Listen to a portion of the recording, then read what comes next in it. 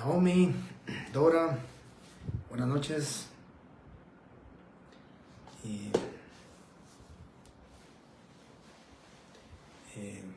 Bueno, ya tengo Karen, Brenda. Buenas noches, compañeros, compañeras. Muchas gracias por sus deseos de buenas noches. Igualmente, ¿verdad? Los devuelvo con mucha actitud, con mucho deseo de que tengan ustedes muchos éxitos en esta semana, que vengan con el mismo optimismo que estuvieron el día viernes preguntando, haciendo comentarios en la clase. Pues les comento que me atrasé unos 5 minutos porque hace pues cuestión de 5 minutos terminé la clase en la otra sección por la cantidad de comentarios, preguntas que surgieron con los temas que estamos viendo el día de hoy, ¿verdad? Así que trataré la manera de cumplir la hora completa, porque tengo un compromiso y una responsabilidad con ustedes, ¿verdad? Entonces, Tania, Valerie, Wilson, Sergio y Giovanna, muchas gracias por estar en la clase, como siempre. Muchas gracias por compartir conmigo estos momentos de la clase de Derecho Notarial, y que vamos a continuar desarrollando el tema que dejamos inconcluso. Solamente quiero comentar algo, compañeros. Mi secretaria, yo tuve afortunadamente, digo siempre afortunadamente por la cantidad de trabajo, afortunadamente tuve un día laboral bastante corrido, y entonces mi secretaria empezó tipo 4 de la tarde, 4:30, a pasarme las notas. Acabo de hablar con ella, ahorita en este instante ya terminó, solamente va a confrontar. Luego yo pues también imprimí las notas, y luego yo hago una confrontación al más terminar la clase con ustedes. Como lo dije en la otra sección, solo hago la confrontación, porque siempre hago 2 confrontaciones para tener la certeza de que las notas fueron trasladadas correctamente. Y entonces antes de las 9, 9 menos 5, 9 menos 10, pueden ustedes ya ver su cartelera virtual para determinar que ya poder ver ustedes su nota correspondiente. Solo voy a recibir correos, compañeros, que tengan como objeto y como finalidad pues determinar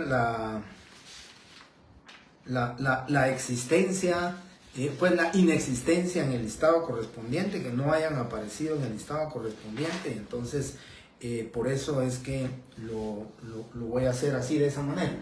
Y lógicamente, vuelvo a repetir, compañeros, no voy a recibir correo, mejor dicho, voy a recibirlos, sí, ¿verdad? Pero no los voy a contestar. Aquellos que quieran que yo reafirme, que confirme, que revise la nota, porque, compañeros, por eso mi secretaria lo hace, confronta una vez, luego yo aquí en la casa, que siempre me ayuda, ya sea mi hijo o mi hija, me ayudan a confrontar las notas. Una vez confrontadas yo las paso, y ya les expliqué, les di las respuestas de cada una de las notas, les di las respuestas, así que ustedes ya sabrán más o menos cómo están sus notas. Solo quiero comentarles, compañeros, les quiero comentar los 3 alumnos que quiero mencionarlos. Creo que su nota de 28 puntos, que fue la máxima de 3 alumnos que la obtuvieron aquí, están casi seguidos: Sergio Andrés López Pacheco, Valverde Gisela Chitay Garrido y el compañero Javier Antonio Moreno Rucal, que son los que tienen la nota de 28 puntos en su examen. Hay bastantes 26, hay bastantes 24, 22, 20, 18, y también hay 8 puntos, hay 6 puntos.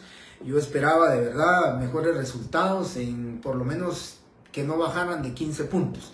Decía en la otra sección, para aquellos que están arriba de 16 puntos, pues creo yo que van a tener la oportunidad de un segundo examen parcial, donde van a tener 40 puntos en disputa, y esos 40 puntos, pues lógicamente con unos 28, 26 puntos que ustedes obtengan, pues creo que no van a tener problema en su examen final. Para los que tienen abajo de 15 puntos, compañeros, de 16 para abajo, creo yo que sí tienen que hacer un esfuerzo muy grande, muy fuerte, para los efectos de su examen segundo parcial, que si no estoy mal va a ser alrededor de la última semana del mes de abril, luego de que vengamos de vacaciones de Semana Santa. Ya solo tenemos la clase del día viernes, la clase del día lunes y de ahí hasta el lunes siguiente, ¿verdad?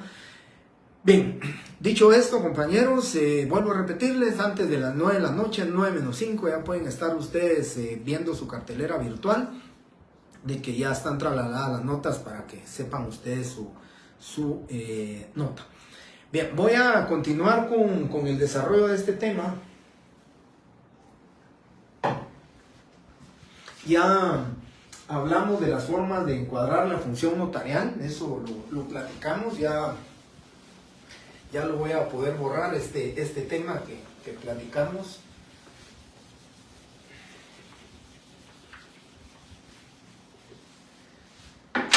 Ya lo dejamos, ya no tenemos este tema, ya lo hablamos, las formas de encuadrar. Y ahora pues me voy a permitir explicarles, iniciamos el día viernes de la semana pasada, iniciamos con la función receptiva. Platicamos de la función receptiva, no les digo brevemente porque creo que nos tomamos de 10 a 15 minutos para explicarles estas.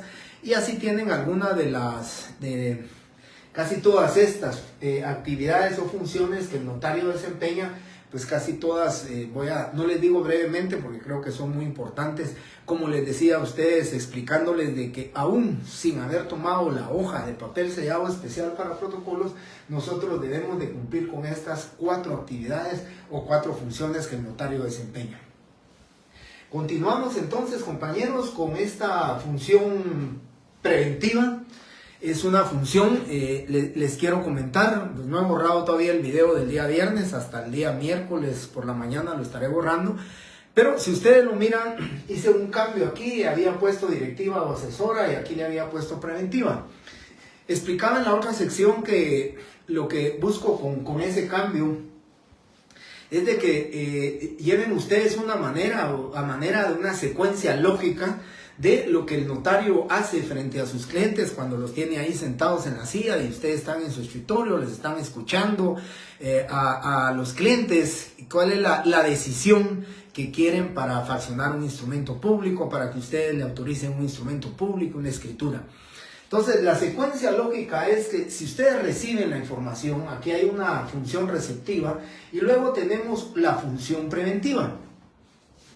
En un congreso jurídico de la Unión Internacional del Notariado Latino, que precisamente se llevó a cabo en Atenas, y ese congreso jurídico determinaba, y uno de sus puntos medulares era la seguridad jurídica preventiva que desempeña y presta el notario. En alguna de las conclusiones que se llegó con esta actividad o esta función preventiva, cuando se habla de función preventiva, se decía función preventiva de litigios, una función jurídica preventiva de litigios. Y entonces lo que nosotros buscamos o lo que pretendemos con esta actividad es desempeñarla para nuestros clientes, lógicamente previniéndoles de un resultado que no les va a dar beneficio a ellos, un resultado que lógicamente no le produce beneficios a los clientes. Entonces uno, en el tema de la imparcialidad, pues a ambos clientes hay que explicarles, a ambos clientes hay que prevenirlos, ¿verdad? Yo sé que en cuestiones de la norma constitucional, la Constitución Política de la República de Guatemala, pues contiene norma constitucional, la que establece que la seguridad, ¿sí? La seguridad física le corresponde determinarla al Estado, ¿verdad? A través de las policías, a través del ejército. Es una seguridad física que le corresponde al gobierno, que le corresponde prestarla al Estado. Pero cuando hablamos de una seguridad jurídica, esa seguridad jurídica le corresponde precisamente a nosotros los notarios en muy buena parte, porque somos nosotros, ¿verdad?, los que cumplimos con la finalidad del Estado, lo que persigue el Estado, mantener el imperio del derecho, ¿verdad? Que todas esas relaciones contractuales, negociales que se llevan a cabo diariamente y constantemente dentro de la sociedad, pues lógicamente se les cristalice con buena parte de lo que es la seguridad jurídica. Pero cuando hablamos de prevenir, cuando hablamos de la prevención de litigios, pues nosotros decimos, nosotros los notarios prevenimos litigios, y será realmente esa la finalidad de nosotros. Creo que en una de las, en este congreso, cuando se llegaba a una de las conclusiones, se determinaba que el notario es demasiado procesalista, la palabra de prevención jurídica de litigios, ¿sí? O cuando se previene litigiosamente. Creo yo, compañeros, que es muy procesalista el decir que lo que persigue un cliente cuando nos busca a nosotros los notarios es prevenir un litigio. Realmente cuando un cliente busca al notario, lo que persigue, y ustedes lo saben, de manera inmediata es que se traslade el dominio, que se inscriba su derecho real de garantía, que se inscriba su derecho real de uso, ¿sí? O disfrute. Eso es lo que realmente las partes buscan. Por eso buscan al notario, por eso le solicitan al notario que haga. Prevenir un litigio creo que sería de manera inmediata, ¿verdad? Para el futuro. Eso es prevenir el litigio. El incumplimiento de una obligación que lógicamente producirá efectos como título ejecutivo, la escritura pública, ese contrato que nosotros vamos a presentar, pero creo que cuando prevenimos nosotros, cuando nosotros los notarios debemos de prevenir, es la obligación que tenemos nosotros, ¿sí? De decirle a nuestros clientes qué va a producir el contrato que ellos están solicitando. Que la actitud, digamos, económicamente hablando, la actitud tributariamente hablando, porque eso es un tema muy importante, esta actitud tributaria que van a desear nuestros clientes, y es ahí donde nosotros, los notarios, debemos de cumplir con esa función, esa actividad. Naomi González, sí, en la cartelera virtual les voy a subir las notas, compañeros. Entonces, esa actitud de nosotros de prevenir, fíjense que tenemos nosotros la obligación de decirle a las partes, miren, este contrato no les conviene, puede ser nefasta el resultado de esto, pero si aún así quisieran continuar con el contrato, pues será el notario el que decida, y será el notario el que, dentro de sus principios morales y éticos, o entre los principios o entre los impedimentos que la doctrina le permite, podrá decir el notario, miren, definitivamente prefiero no hacerlo. Yo recuerdo, compañeros, que un profesor nos decía a nosotros que en caso de duda, cuando tengamos dudas sobre la autorización de un contrato por cualquier situación, o lo que yo les decía a ustedes en esta función receptiva, nuestra intuición hacia la expresión de las partes, hacia lo que desean las partes, pues es preferible, en caso de duda, no fraccionar el instrumento. Solo voy a ver ya.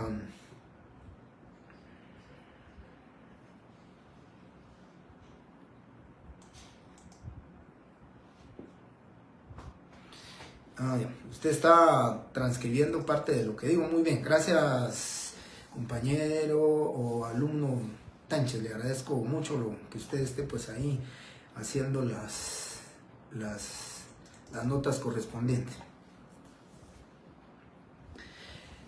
La función preventiva es la obligación de decirle a nuestros clientes lo que podría provocar la autorización, ¿verdad?, del instrumento público. Realmente el contrato, ¿verdad? Porque en sí el instrumento público, recuérdense que tiene forma y tiene fondo. Entonces lo que tenemos que explicarle a nuestros clientes es el fondo del negocio jurídico. La forma es obligación nuestra, ¿verdad? No podemos prevenir a nuestros clientes de que si no le ponemos el nombre completo, el instrumento público puede adolecer de nulidad. Esa es responsabilidad nuestra, porque esa es el tema de forma. Ahora, el fondo, ¿sí? El fondo del instrumento público, el negocio jurídico, es el que nosotros tenemos que explicarle a nuestros clientes y a prevenirle a nuestros clientes qué es lo que puede provocar, lógicamente, la autorización o el otorgamiento de este contrato. Regularmente, compañeros, yo les digo cómo prevenir. Nosotros prevenimos a las partes con respecto a lo que puede producir o lo que puede, digamos, en sentido negativo para nuestros clientes. Yo explicaba, y creo que lo dije una vez aquí, uno previene a las partes, ¿verdad?, sobre las consecuencias que no son beneficiosas para ellos. Y yo creo que por eso lo expliqué hace un poco, y hasta el compañero aquí, sí, el compañero, la compañera lo puso, ¿verdad?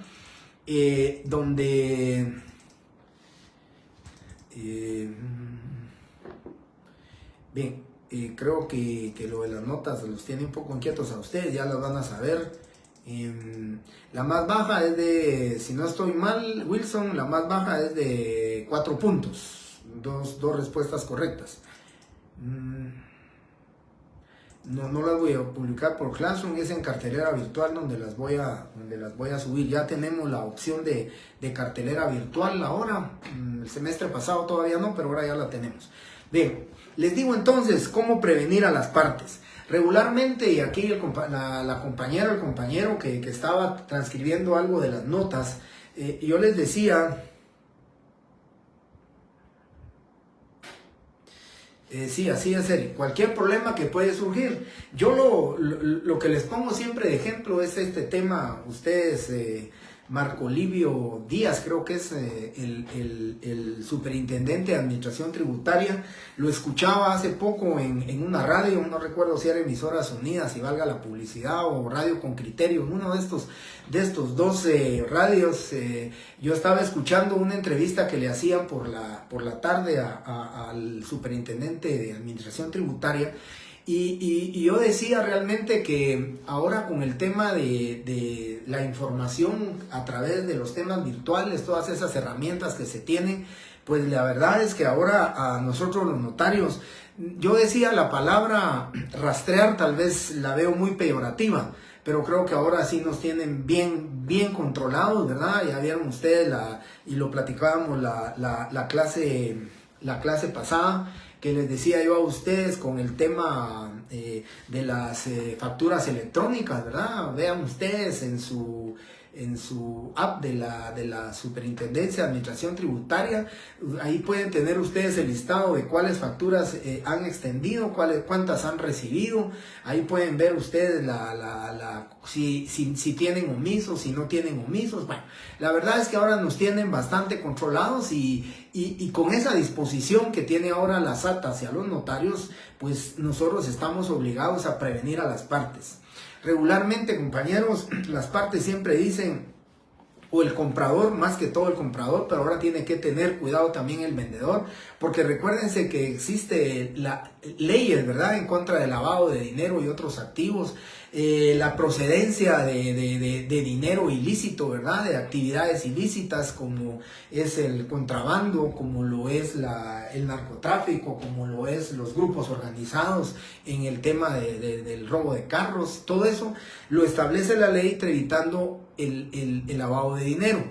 Y entonces, precisamente, compañeros, yo siempre les comento, regularmente el vendedor y el comprador se ponen de acuerdo diciendo, las facturas, si ustedes tienen se llama FEL, es una app, una aplicación que pueden bajar ustedes, FEL, y entonces se pueden inscribir ahí y ustedes pueden ver cuántas facturas les han extendido en el mes de marzo y cuántas facturas ha extendido usted en el mes de marzo, cuántas recibe y cuántas entrega.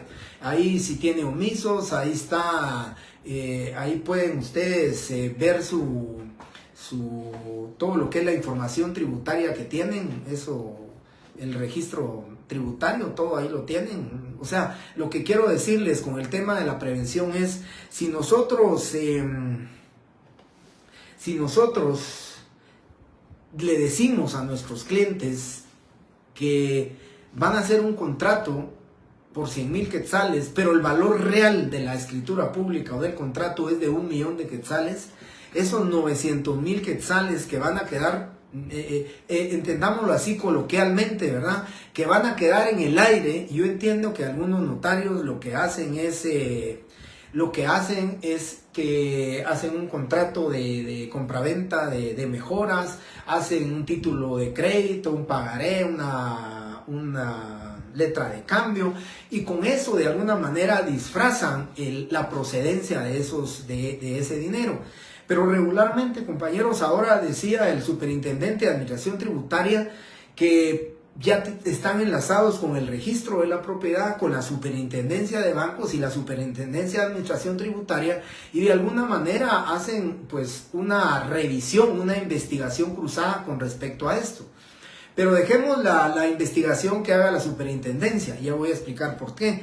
Pero también desde el punto de vista contractual, y siempre lo he manifestado así, ¿qué va a suceder si se hace uso del saneamiento por vicios ocultos o por evicción y que un juez venga y decida que sí es procedente que el vendedor cumpla con el saneamiento? Pero lo que va a hacer el juez en todo caso es obligar a la devolución de los 100,000 quetzales que consta y reza en el contrato. Pero esa cantidad, ese excedente de 900,000 quetzales que quedaron en el aire, pues de alguna manera el abogado le encontrará alguna salida, pero va a ser un poquito pues cuesta arriba ese litigio para poder demostrar que esa persona recibió esa cantidad como producto de la venta. Porque en la venta el contrato simplemente dice 100,000 quetzales y los otros 900,000 para mí que queden en el aire.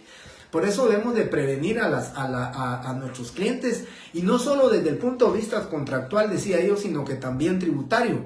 Ustedes saben, ahora en los bancos dan información a la superintendencia de bancos. Los bancos están obligados, compañeros, a tener un oficial de cumplimiento, y este oficial de cumplimiento dentro de sus atribuciones es indicarle primero al gerente cuando hay transacciones inusuales. Las transacciones inusuales es el depósito de esos 900,000 quetzales, su procedencia lícita. Pues la procedencia lícita es la compraventa de un bien inmueble, pero la compraventa del bien inmueble solamente dice 100,000 y esos otros 900,000 que usted va a ingresar al sistema bancario, pues lo más seguro es que siendo una transacción inusual se tendrá que informar al gerente del banco. El gerente del banco tomará la decisión, si es una transacción inusual, tomará la decisión luego de determinar que sí tiene el perfil económico, que sí ha tenido, pues, aunque sea esporádicamente, ingresos o depósitos de esas cantidades, pues podrá dejarlo pasar. Y luego tienen las transacciones sospechosas, que es así, es obligatorio que el oficial de cumplimiento le informe al gerente para que el gerente lógicamente también informe a la Intendencia de Verificación Especial, que luego de determinar, de analizar y de investigar la procedencia de esos fondos, cuando ya es transacción sospechosa, informarle directamente a la superintendencia de bancos para que ellos decidan si procede poner la denuncia o interponer la denuncia en la fiscalía competente en el Ministerio Público que corresponde. Eso, compañeros, es lo que debemos nosotros de explicarle a nuestros clientes. ¿Qué resultados no beneficiosos va a causar? Y por eso decimos hay que prevenirlos. Que por supuesto nosotros los notarios podemos relevarnos de esa responsabilidad cuando el tema de decir nosotros hasta el final de la escritura pública decimos: y bien enterados de su contenido, objeto, validez y efectos legales, lo ratifican, aceptan y firman. Y eso, compañeros, esa firma es en prueba de veracidad, es la manifestación del consentimiento en la escritura pública. Pero nosotros podemos decir, ellos ya estaban enterados de los efectos legales, ellos ya sabían. Y posiblemente nosotros nos relevamos de esa responsabilidad, pero sinceramente, pensándolo desde el punto de vista ético y moral por parte del notario, la obligación que nosotros tenemos es de prevenir a las partes, de decirles cuáles van a ser las consecuencias, en todo caso, si ustedes quieren, nefastas de ese contrato que se va a otorgar si se otorga de esa manera. Nosotros debemos de prevenirles, y nosotros, vuelvo a repetir, si nosotros creemos y tenemos la consistencia de que ese contrato no debe de otorgarse de esa manera y ellos continúan, tenemos el total derecho de decirles: miren, yo como notario no autorizo ese instrumento público, no me parece en la forma que ustedes lo quieren hacer, y definitivamente y afortunadamente nosotros los notarios guatemaltecos no estamos obligados nosotros a prestar la función notarial, mucho menos cuando tenemos una justificación más que valedera, ¿verdad?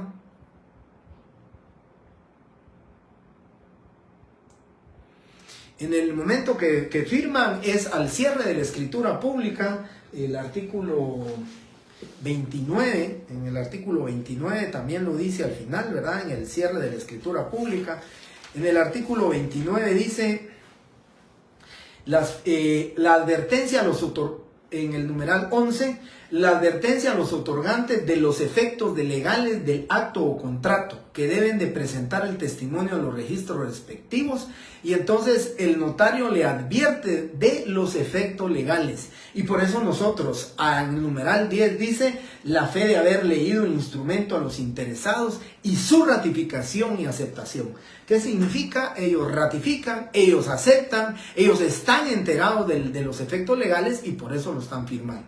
Por eso es la obligación nuestra como notarios prevenir a las partes, imponerles a ellos de qué consecuencias legales pueden suceder si hacen ese contrato de esa manera. Por eso nosotros tenemos que prevenirles, tenemos que informarles a ellos para que la prevención sea esa, ¿verdad, compañeros? Si ustedes hacen esa escritura de esta manera, puede ser que el resultado no sea de beneficio para ustedes.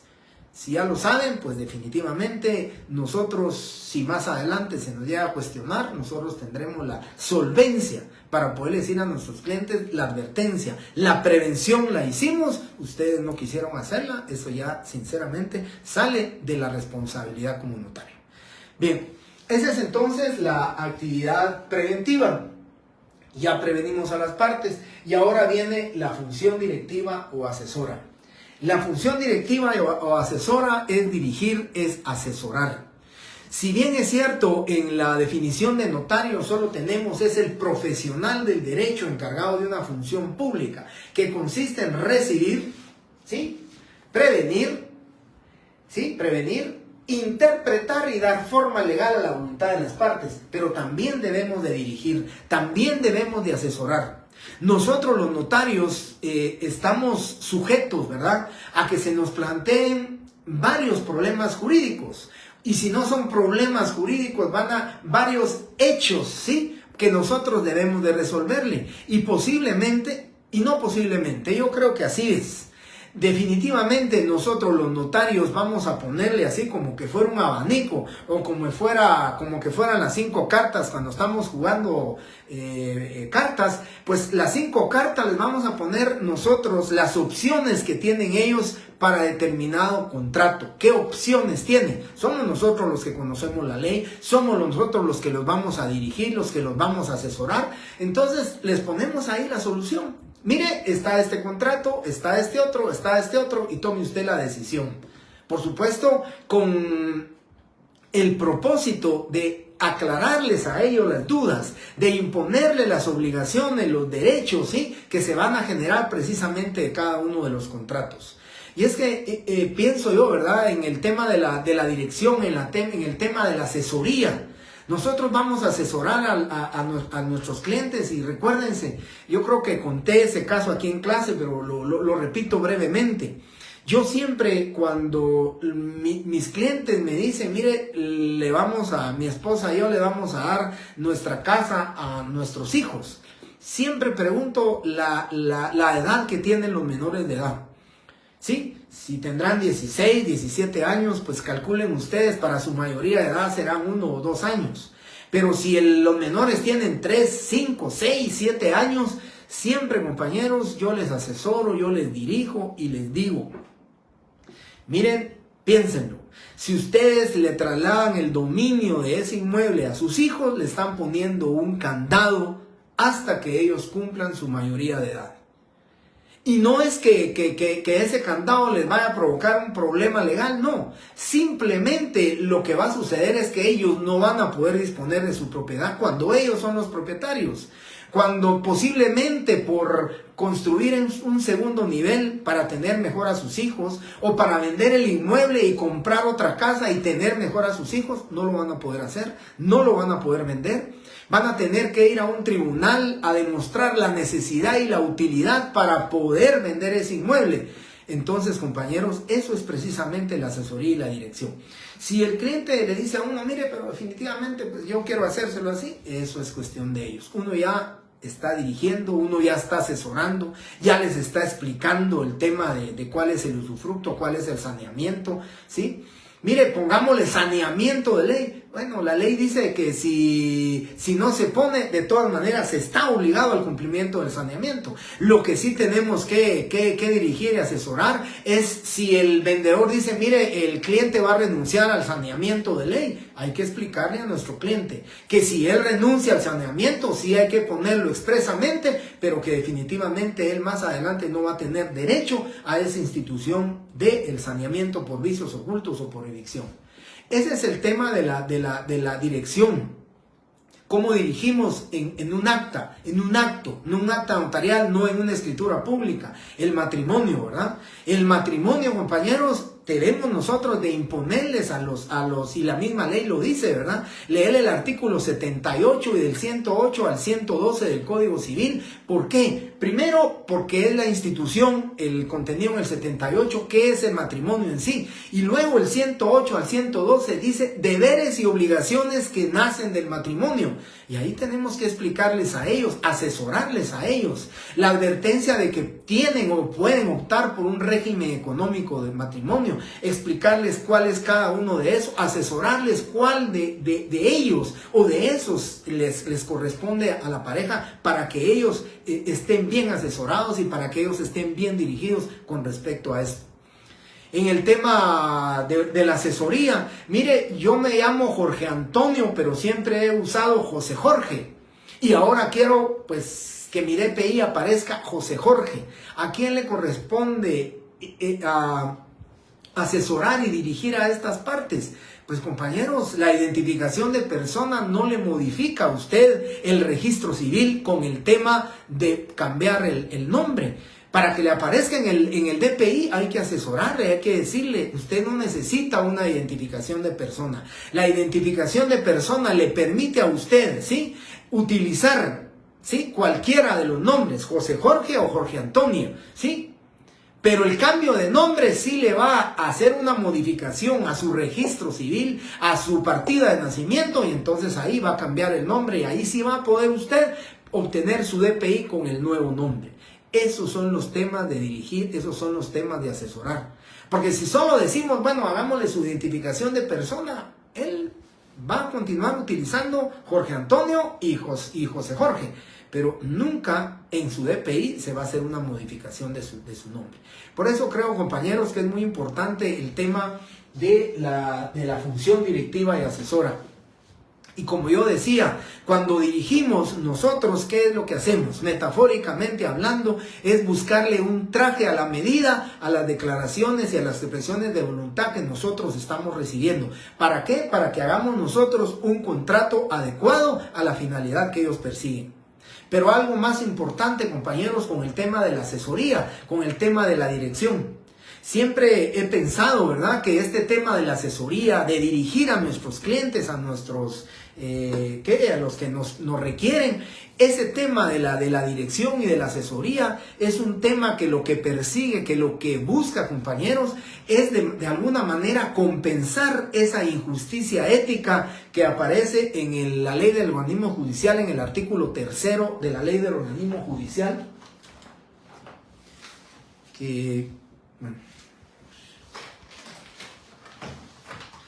vean lo que dice el artículo 3 de la ley del organismo judicial. Dice, primacía de la ley. Contra la observancia de la ley no puede alegarse ignorancia, desuso, costumbre o práctica en contrario. ¿A quién le corresponde entonces, compañeros, equilibrar esa injusticia ética de que todo lo que dice la ley lo conocen los habitantes, lo conocen las personas? ¿Por qué razón?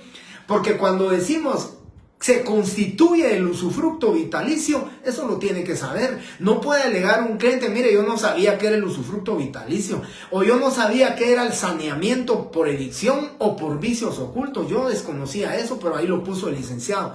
Eso es el equilibrio, la compensación, ¿verdad?, de esa injusticia ética que corresponde, que dice la ley del organismo judicial.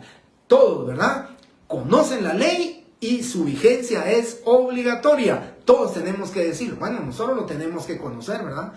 Cuando decimos en un contrato, mire, yo no sabía eso de qué significa renuncia al fuero de su domicilio y se somete a los tribunales de la República que elija el acreedor.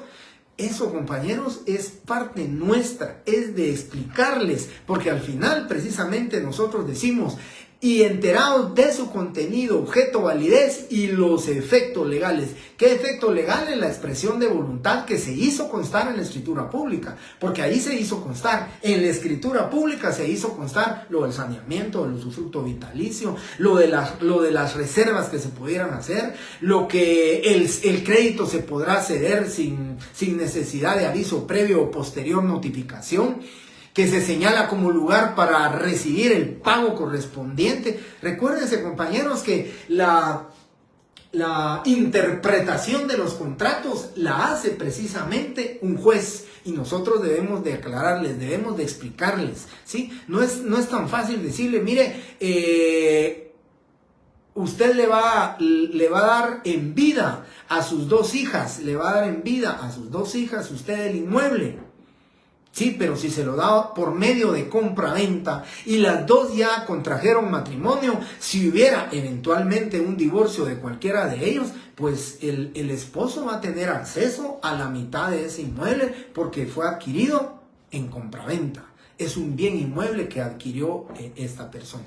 Pero si lo hacemos, ¿y cómo se hace? Pues hagámoslo a través de una donación, porque la misma ley dice que todo lo que los contrayentes o cónyuges adquirieran por gratuidad, ¿sí? O por donación, eso no entra dentro de lo que es el patrimonio familiar.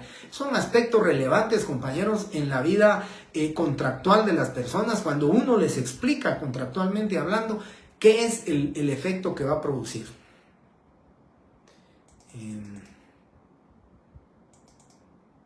Es correcto, el razonamiento que se le hacía a la cédula antes sí, era una prueba del matrimonio, ¿verdad? Y ahora lo que entregamos nosotros es una constancia, ¿verdad? De que el matrimonio se llevó a cabo.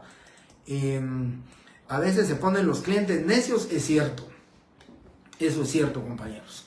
Por eso precisamente tenemos el derecho de decirles, miren, yo ya los asesoré y ya les previne lo que puede suceder. Si ustedes continúan con no quiero decir esta palabra, porque debería decirlo como dice la compañera.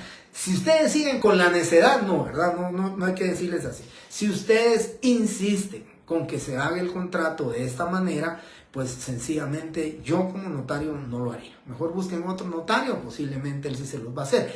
Eso es en el tema cuando realmente uno dice, bueno, se va a producir un efecto nefasto para estas personas y después probablemente no recordarán mi advertencia, mi prevención, mi asesoría, mi dirección.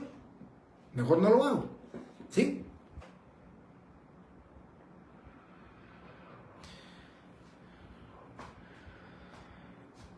No, para May, no. En el tema de la escritura pública es identificación de persona, sí se hace en escritura pública, o sea, se hace en un instrumento público, se inscribe entonces en el Registro Nacional de las Personas y ahí van a hacer la anotación, ¿sí? Que Jorge Antonio y José Jorge identifican a una misma persona en virtud de que constante y públicamente utilice sus nombres, ¿sí? Ahora, ese es en el tema de la identificación de persona.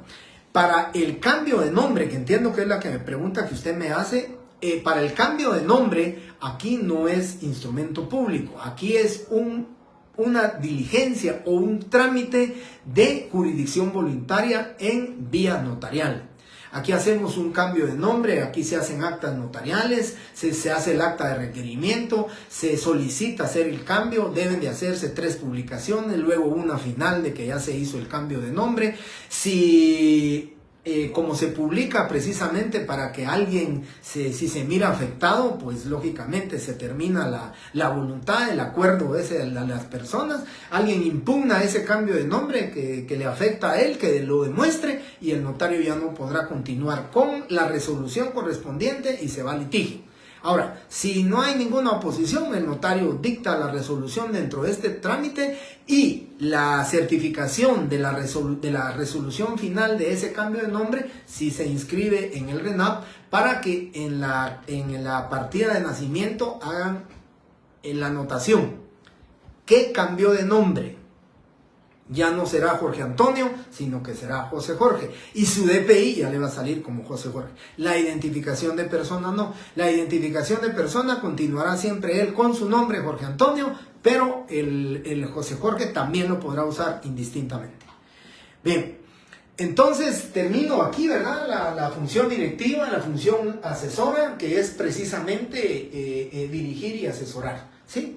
Ya les dije eso de la ley, ¿verdad? Que todo lo tenemos que conocer, tenemos que saber toda la ley. Nosotros los notarios estamos obligados, por lo menos en el tema contractual, en el tema negocial, somos nosotros los obligados a decirles, haga este contrato, este le conviene más. Mire, una promesa de compraventa, por ejemplo, mire licenciado, fíjese que voy a vender mi casa, pero él me va a hacer en 6 pagos.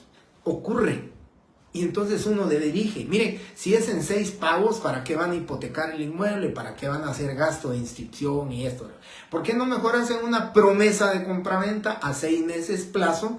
Y entonces, lógicamente, no hay una inscripción hipotecaria, es simplemente la promesa de compraventa a la que se inscribe, no modifica en nada la propiedad, simplemente es una anotación. A los 6 meses se cumple con la traslativa de dominio y ahí está. Si es por más de 3 años, no podemos la promesa de compraventa, le decimos a nuestros clientes, porque la ley dice que promesas de compraventa de bienes inmuebles solo podrá hacerse por un plazo no mayor de 2 años. Son las situaciones y circunstancias que uno debe de conocer, ¿verdad? Que uno debe de explicarles a ellos. En el tema voy a extender un mandato general con representación. Sí, lo voy a extender. Pero no le voy a poner plazo, pero el plazo es, si no se determina plazo, la ley dice que son 10 años. Piénselo, está bien que sean 10 años, o reduzca el plazo, o simplemente póngale plazo para que no aplique lo que dice la ley. Son situaciones, ¿verdad, compañeros, que se pueden dar y que lógicamente es el notario el obligado a darles la dirección y la asesoría. Bien. Termino entonces con lo que es la función directiva o asesora y luego vengo con la función legitimadora. En la función legitimadora voy a hablar de unos aspectos que ya son más que todo, digamos, documentales, ya que son temas que realmente los voy a tratar muy brevemente, muy rápidamente, porque estos temas los vamos a ver con detenimiento y hay puntos exclusivos y hay puntos determinados en el otro semestre cuando ya empecemos a ver escrituras públicas. El primer día de clases, con los recibo el siguiente semestre, es con la entrega, así como les di la historia del notariado, les entrego una escritura pública para que después analicemos cada uno de los apartados que tiene la escritura pública, cómo se divide una escritura pública, qué datos son importantes, pero precisamente hoy vamos a ver esta parte de la función legitimadora. Y esa función legitimadora es precisamente el cuidado que tiene que tener el notario, no solo para protección de él, sino que para protección de sus propios clientes. ¿Para qué buscan a un notario? Para que el notario sepa distinguir, lógicamente, cuáles son las formalidades, los requisitos, las advertencias que le debe decir a cada uno de los otorgantes con respecto al fraccionamiento del instrumento público, en cuanto a su forma y en cuanto al fondo. Porque nosotros, en cuanto a la forma, nosotros somos los responsables, ¿sí? Porque del otorgamiento de la escritura pública, la compraventa de un inmueble, el fondo, el negocio jurídico en sí, es responsabilidad de los otorgantes con respecto al otorgamiento del mismo, ¿verdad? Ahora, en cuanto a la forma, el contenido de las formalidades del instrumento, somos nosotros. Nosotros debemos de conocer qué requisitos, ¿sí?, mínimos debe contener un instrumento público para su validez.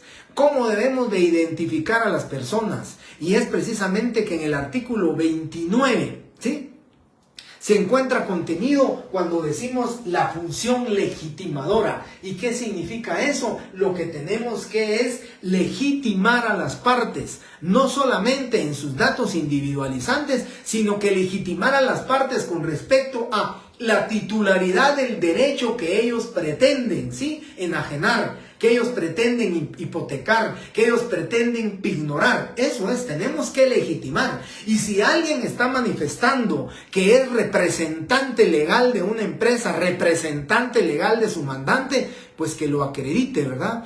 Si alguien manifiesta que ejerce y que comparece en ejercicio de la patria potestad de su hijo menor de edad, ¿cómo lo vamos a legitimar esa representación legal? Pues lógicamente con los documentos con los cuales se acredite la representación legal.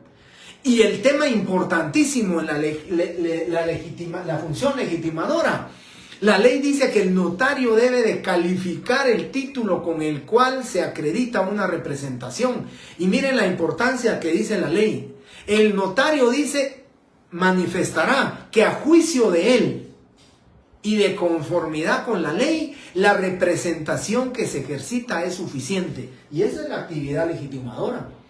Eso es lo que vamos a decir nosotros. Y eso lo calificamos nosotros cuando tenemos a la vista los documentos. Y entonces empezamos por las tres formas que establece la ley para identificar a los comparecientes, para identificar a los otorgantes. Esas tres formas que establece la ley son las que nos permite a nosotros los notarios poder estar con la tranquilidad y la certeza de que Carlos Arturo Jiménez Valdés está compareciendo, está ejerciendo la titularidad de un derecho que él pretende enajenar, que él pretende ignorar, que él pretende hipotecar.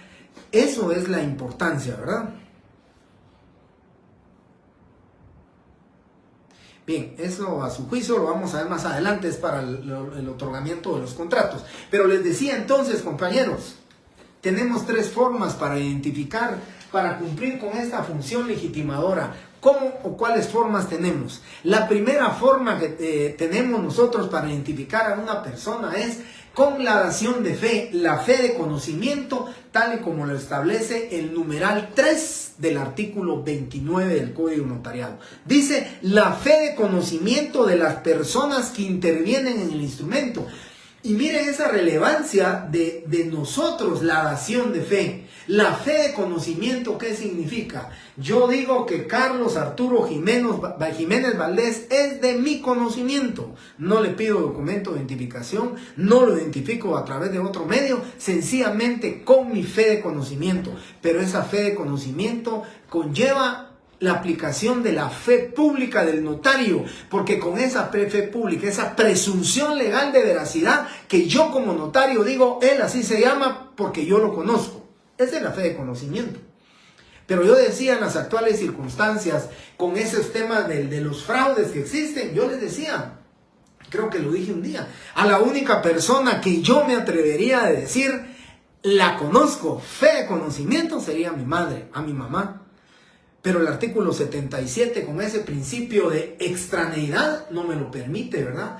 Tengo una prohibición legal para autorizar actos sin contratos en favor mío y de mis parientes dentro de los grados de ley. Entonces, tengo que identificarlo yo. De verdad, digo, mejor, bueno, persona de mi conocimiento, porque si es mi compadre, un mi gran amigo, y de repente sí conoce de notariado, de leyes, y va a decir, este no me pone en mi conocimiento y me conoce desde la infancia.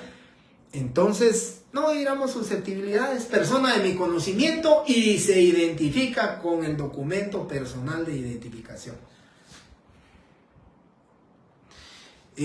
Así es, no solo la titularidad de los derechos, ¿verdad? Sino que también la legitimación que tiene como persona, ¿verdad? Como compareciente a través de sus datos individualizantes. Y mire, si ustedes leen aquí el numeral 2 dice, datos individualizantes para legitimar a esta persona. Los nombres, 1. Edad, 2. Estado civil, 3. Nacionalidad, 4. Profesión, 5. Ocupación u oficio, 6. ¿Sí? Y el domicilio, 7. Eso son los datos individualizantes. Y contémoslos, ¿verdad? Siempre decimos nombres y apellidos, primer dato. Edad, segundo dato. Estado civil, tercer dato. Nacionalidad, cuarto. Profesión, 5. Ocupación, oficio, 5. Y domicilio de los otorgantes, 6. Que se les quede. 7 datos individualizantes de una persona. ¿Por qué? Porque aquí tiene que ir también la forma en que van a identificar a las partes, ya sea con la fe de conocimiento, ya sea con el documento personal de identificación o por medio de 2 testigos que sean conocidos por el notario, y en el caso que fuera extranjero, con el pasaporte, porque solo aplica pasaporte para extranjeros que no sean residentes en Guatemala, porque los residentes en Guatemala ya tienen DPI y con eso se pueden identificar. 29, numeral 3, gracias Brenda. 29, numeral 3, la fe de conocimiento. 29, numeral 2, los datos individualizantes. Yo les digo a ustedes, siempre cuenten 7 datos individualizantes. El otro semestre, cuando les toque ya redactar una escritura, cuando les toque redactar un instrumento, la parte de la escritura pública, cuenten 7. Dicen los nombres, la edad, el estado civil, nacionalidad, profesión, ocupación, oficio, comercio. 5, 6 el domicilio y 7 la forma de identificar. Cuentan ustedes 1, 2, 3, 4, 5, 6, 7 ya. Cuando yo califico lo que cuento, 1, 2, 3, 4, 5, 6, 7, tiene sus 7 datos individualizantes, está cumpliendo con lo que dice la ley en cuanto a esa función legitimadora. Eso es lo que tenemos que hacer, ¿no? Para los datos individualizantes. En el tema de los nombres, solo quiero, porque me hicieron esa pregunta en la otra sección y quiero comentarlo. Podría repetir los 3 datos de identificación. Bien, el primero de ellos es la fe de conocimiento. Cuando decimos persona de mi conocimiento es el primer dato. O a quien doy fe de conocer es la primera forma de identificar. Segunda forma de identificar con el documento personal de identificación. Y el tercero es por medio de 2 testigos que sean conocidos por el notario. No entro a hablar de los testigos porque eso me corresponde hasta el otro semestre. Cuando ya les ponga a ustedes a redactar instrumentos, tengo que hablar de las 3 clases de testigos, quiero explicarles. Pero aquí no es necesario que se aprendan esto, porque en el examen no voy a preguntarles las 3 formas de identificar a las personas. Eso es para la redacción del otro semestre. Les preguntaré tal vez cuáles son los datos individualizantes, pero definitivamente con respecto a cómo identificarlos no se los voy a preguntar, porque eso es materia del siguiente semestre. Entonces, le repito, Guillo Polanco, fe de conocimiento, DPI y 2 testigos que sean conocidos por el notario. Y en el caso de los extranjeros, pasaporte. Y esos son los medios de identificación de las personas. Eso es entonces la función legitimadora. Todavía me falta un poquito de esto, pero creo que sí, tengo tiempo todavía, unos 3 minutos. Bueno, en el tema entonces de la función legitimadora, cuenten ustedes ahí. Yo decía en la otra sección, porque ahí me quedé de la pregunta que decía. En este tema de la función legitimadora, compañeros, obligatorio dice nombres y apellidos. Lo que ya no es obligatorio ni corresponde, por supuesto que si el notario lo pone y lo hace, pues definitivamente si está de más. Pero lo que no es obligatorio es que si Eduardo, ¿sí? José Eduardo solamente tiene un apellido, Ortiz por ejemplo, no es necesario, no es obligatorio, no corresponde que el notario le ponga único apellido entre paréntesis o sin otro apellido entre paréntesis. No es necesario, no es en las mismas guías de calificación registral que en su portal lo tiene el registro de la propiedad. Claramente establece que ahí no es necesario que el notario diga que tiene un solo apellido, solo un apellido, único apellido, no. El notario es el responsable porque él, si dice yo lo conozco, fe de conocimiento, persona de mi conocimiento, el responsable es él. Él sabe que solo un apellido tiene, que le ponga un solo apellido. Porque si llega al registro de la propiedad con un apellido y él está inscrito con 2, no se lo van a inscribir. ¿Quién es el responsable de eso? El notario. El notario dijo, yo lo conozco, pero solo le puso un apellido. Entonces, la responsabilidad va a ser del notario. Esa es responsabilidad del notario. No es necesario entonces que pongamos único apellido sin otro apellido. Es importante también, si la persona tiene 3 nombres, dice nombres y apellidos. Si la persona tiene 4 nombres, ¿cuál es la forma de legitimar esa función legitimadora? Pues sus 4 nombres. En el documento personal de identificación, sí, van a aparecer esos 4 nombres, ¿sí? José, Alberto, Rafael, Jorge. Esos son sus 4 nombres. Pero si hace una identificación de persona, habría que hacerlo constar en el instrumento público. ¿Por qué razón? Porque en el instrumento público yo voy a decir que lo conozco, tengo que ponerle sus 4 nombres. Yo voy a decir que en el documento personal de identificación tiene 4 nombres y solo le pongo 2. Ah, no, es que sí, se ponen 2 porque él tiene identificación de persona, hay que hacerlo constar, ¿sí? José, Jorge, Antonio, Rafael.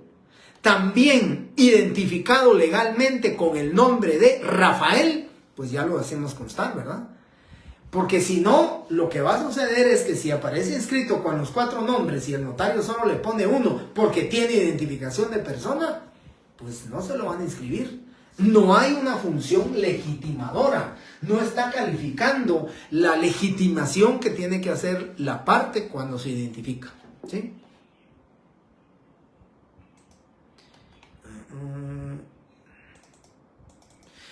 No minor, el género o sexo de la persona no es dato individualizante. Nos limitamos exclusivamente a lo que dice la ley, ¿verdad? Si ustedes lo miran, digamos, desde el punto de vista documental, aquí lo dice. Numeral 2, nombres, apellidos, edad, estado civil, nacionalidad, profesión, ocupación u oficio y domicilio de los otorgantes. Hasta ahí nos quedamos, ¿sí? No pide sexo, no pide género, eso no es dato individualizante. Y algo muy importante que se me había olvidado, el artículo 31 del Código Notariado dice: son formalidades esenciales de los instrumentos públicos. Numeral 2, el nombre y apellido o apellidos. Fíjense, aquí está diciendo apellido o apellidos. Puede ser que solo tenga uno o apellidos de los otorgantes. Eso es requisito esencial. Si omitimos los nombres y apellidos, es motivo para que haya nulidad del instrumento público. Sin embargo, busquen ustedes datos individualizantes, no está dentro de los requisitos esenciales del instrumento público. Por consiguiente, la omisión de eso solo daría como resultado una multa para el notario por la omisión de un requisito no esencial. Vamos a ver. La fe pública, 2, 7 datos individuales, 3 los testigos.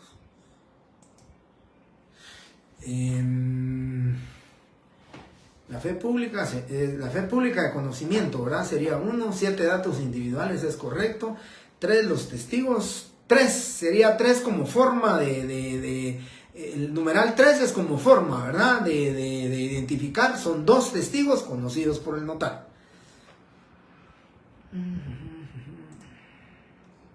Bien, así estamos, Gerardo, muchas gracias. Me quedo hasta aquí, compañeros. Muchísimas gracias por su tiempo, por su asistencia a la clase. Estoy terminando aquí 8:05 de la noche. Voy a ir a confrontar las notas y antes de las 9 de la noche o lo más tarde a las 9 en punto de la noche tienen ustedes ya sus notas para que las puedan ver.